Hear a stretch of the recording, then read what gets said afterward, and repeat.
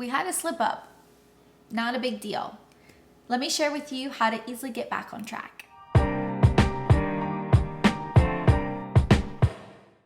Hey guys, and welcome back with Kat.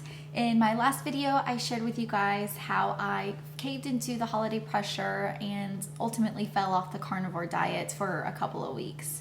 And I really appreciate everyone's feedback and your just overall support and encouraging words. Not only did it help me, but I feel as if this could help anyone else who comes across the same situation. And if you haven't already, feel free to check out that video here. But in today's video, I want to share with you guys my 5 simple tips in getting back on track. And this is what's helped me over the course of a week. And so I'm hoping that this could also help you too. So let's get to it. So my first tip for you is to go cold turkey. Now, this is a little bit of tough love here, but I promise you this is the most easiest method into getting back on track. It's crazy because another thing I had noticed is once I had a bite of something that I shouldn't, I wanted more. And so any of the cravings that I had in the past immediately has come back. And so it makes it more difficult if you are slowly weaning off, but again, you just want to go cold turkey and make it simple for yourself, at least within the first week getting back. So what I mean by going cold turkey is just stick to the basics, stick to the basic guidelines of the carnivore diet. And if you want to be even more simple, just stick to beef, butter, bacon, and eggs. One of my favorite things that I love to buy is the chuck roast. And in today's economy where everything is going up in price, I feel as if I'm not breaking the bank and I'm able to have multiple meals from one chuck roast.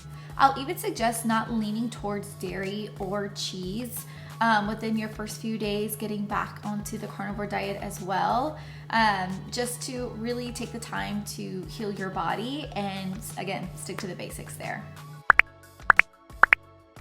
My second tip for you is to get into a routine. We all have different schedules, but it's important that we make room for the things that matter most into our everyday schedule. Exercise for one, something that I've been wanting to do and get back into for a while now. And so now that we're home, I've built this into the routine. So it's the first thing I do every morning, my boyfriend and I, and we're lifting weights, and even though it's 20 minutes a day, at least that's more than what I did before. And so not only am I feeling better about prepping my meals and eating what's right for me, but I'm also feeling better knowing that I am building strength and I'm building muscle.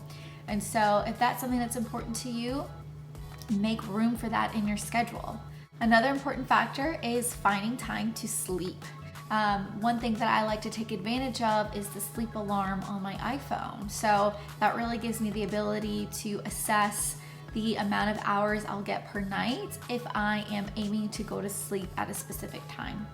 And hours leading up to going to bed, I think it's important that you set aside routine. So if you are wanting to avoid screen time, if you are wanting to make sure that you do a skincare routine, whatever the case may be, giving yourself space, a block before going to bed, so that way you are setting yourself up for success to falling asleep at that proper time. Again, adding structure to your day and really refining your routine will help you really stay on track. Another tip that I have, and I feel very fortunate for this, but it's find accountability.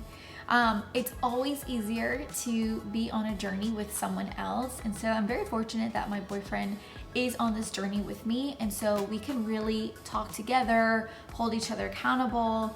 If there are certain goals that we want to do, we can accomplish them at the same time. So it is nice having that support, because I'll tell you one thing, if I were to watch him eat all the bad things that I am wanting, especially as I'm getting back on this train, I probably will just fail.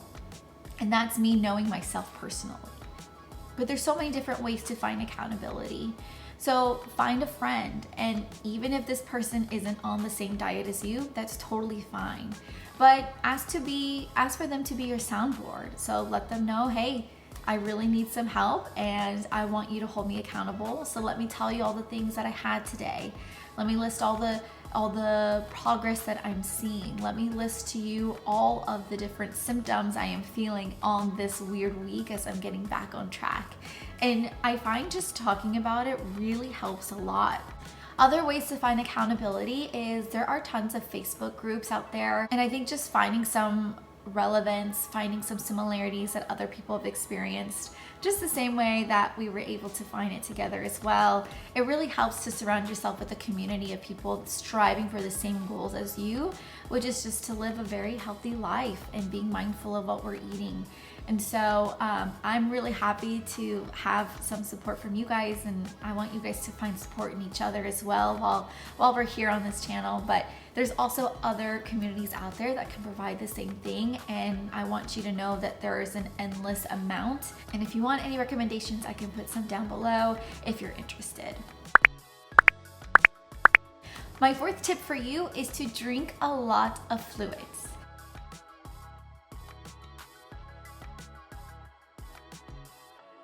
My personal goal is to reach a gallon of water a day. Now, that may not be the same goal as yours, but as long as you are consistently drinking your water, I feel like that helps flush out a lot of the bile, a lot of the things that we don't need in our system, and it helps expedite that. I've noticed that transitioning back into this lifestyle, I find myself thirsty a lot more. And I honestly just take this thing with me everywhere, and I just refill it throughout the day. So I know we talked about adding organization to your day. I use a drink reminder on my phone. It's an app and it's free, so I'll plug that down below as well. But it just helps you attain your goal each day, depending on what you're setting it at. And so it'll remind you throughout the day to drink your water. Because you're drinking a lot, you're losing a lot of electrolytes. So it's important that you replenish that, of course. Sometimes it's nice just getting it through my chicken broth. I love using those portable electrolyte powder mixes, but it's very easy to make some yourself, and it's much faster than bone broth, I have found, to prepare. But anyways, I get my electrolytes through that, and sometimes it's nice just to sip through a nice hot bowl of broth, especially on a cold day. With drinking a lot of fluids, sometimes we want variety, so I do love my share of coffee. Now, I'm not a coffee addict by any means, but I just enjoy having something different, and I drink 1 cup a day, so I don't go overboard. But I really love adding butter into my coffee. And so this is probably nothing new. It's something that's new for me that I have been doing the past month, and I really love it. So let me just share with you my quick coffee recipe. All you need is a blender of some sort, butter, coffee, and water. Like, that's it. And my last tip for you, and it's pretty important, but when getting back on track, just remember your why. You know, everyone has a different story, a different reason as to starting this diet, this way of eating, this lifestyle. And regardless of the reason, I think it's important that we keep that in the forefront of our minds, why we decided to do this. You know, for me, I originally started off because I wanted to lose fat. I wanted to lose weight. But I found that there were so many other positives from this way of eating. My relationship with food has become much more healthier. I'm focused on feeding myself healthy foods, and I'm now looking at it as if, what do I do to nourish my body versus what new fun food item can I eat today? And it's not a mystery for me anymore. Like, I feel so much better on this way of eating, and honestly, it's hard to justify going backwards just to feel so crappy. And so again, like I mentioned in my last video, there's always a positive from every outcome. And so for me, it was reflecting back on my why. Why was I even eating carnivore to begin with? And now I understand. Like, now it's a good reminder if it wasn't one before. Just remember to focus on your reasons and just be kind to yourself and focus on healing. That's it. Anyway, just remember, this is a journey, And so with journey comes ups and downs. So I've got some fun recipe ideas, all in preparation for the holidays. Christmas is coming up, or you may have other celebrations in the future that you wanna share some food with your friends, family, but you also want to appease yourself if you are on the carnivore diet. Stay tuned and I'll share all of those lovely recipes with you guys. Again, I really appreciate you all for sticking with me on this journey, and I look forward to seeing you in the next video.